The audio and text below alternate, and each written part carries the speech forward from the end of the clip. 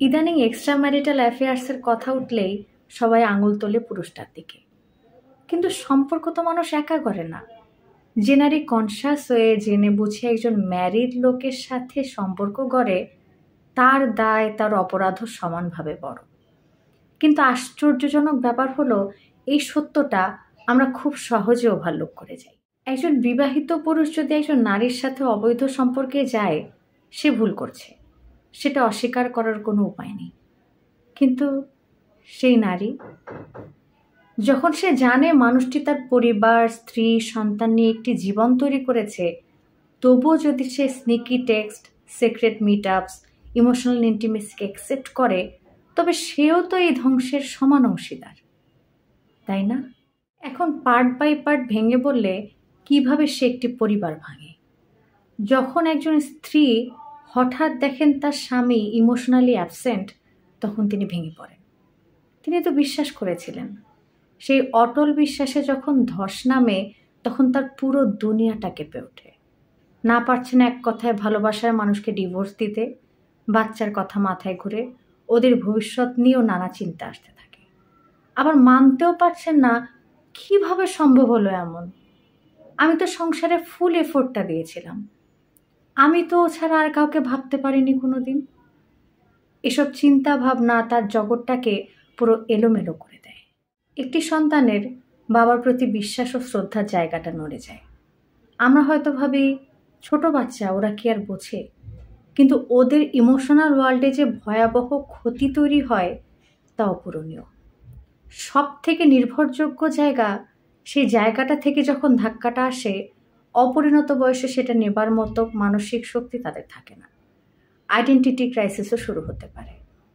পরিবারের শান্তি, নিরাপত্তা, স্ট্যাবিলিটি নষ্ট হয়ে যায় শুধুমাত্র দুইজন মানুষের সেলফিশ চয়েসের কারণে। এই ক্ষত শুধু একজন নারী নয়, একটি পুরো পরিবার বহন করে বছরের পর বছর। আরেকটা প্রশ্ন আসে, কেন সেই নারীও অপরাধী? সে জানে পুরুষটির স্ত্রী আছে, সন্তানও আছে, জেনে বুঝেই সে কিন্তু এগিয়েছে। এখানে আমি তো বুঝতে পারিনি বলে ভিকটিম রোল প্লে করার কোনো সুযোগ নেই। সে জানে এই ভদ্রলোকের কথায় বলা আনহ্যাপি ম্যারেজের গল্পটা অনেকটাই মিথ্যা, অর্ধসত্য বা সুবিধা মতো সাজানো। তবুও কিন্তু সে নিজের লঙ্গিং, অ্যাটেনশন, ফ্যান্টাসি পূরণের জন্য সে বিয়ের ভাঙনকে আরও গভীর করে তোলে। সে এমন একটি সম্পর্ক চুজ করে যেটি অন্য একজন নারীকে হিউমিলিয়েশন, ইনসিকিউরিটি আর অসম্মানের এমন একটা জায়গায় ফেলে দেয়, কোনো নারী যাদের ইমোশনাল রেজিলিয়েন্স কম, মানতে না পেরে তারা আত্মহত্যার পথ বেছে নেন। তাই শুধু নারী বলে তাদের জঘন্যতম এই কাজ কোনোভাবেই ইনোসেন্স হতে পারে না।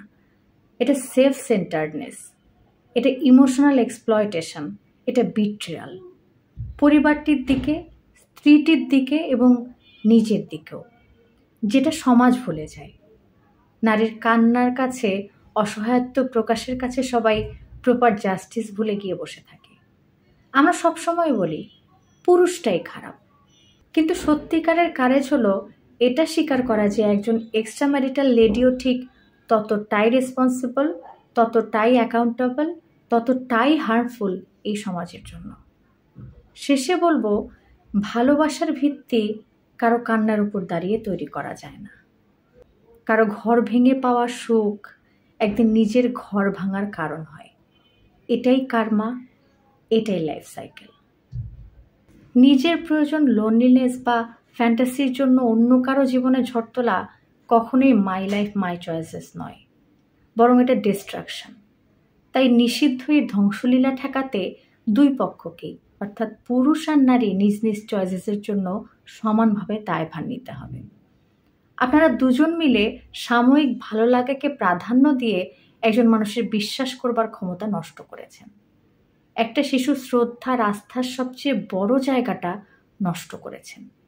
একটা পরিবারকে সারা জীবনের জন্য ডিসফাংশনাল করে দিয়েছেন। পরকীয়ার অপরাধী পুরুষ মহিলা দুইজনকেই বলছি, আয়নার সামনে দাঁড়ান কিভাবে? লজ্জা করে না?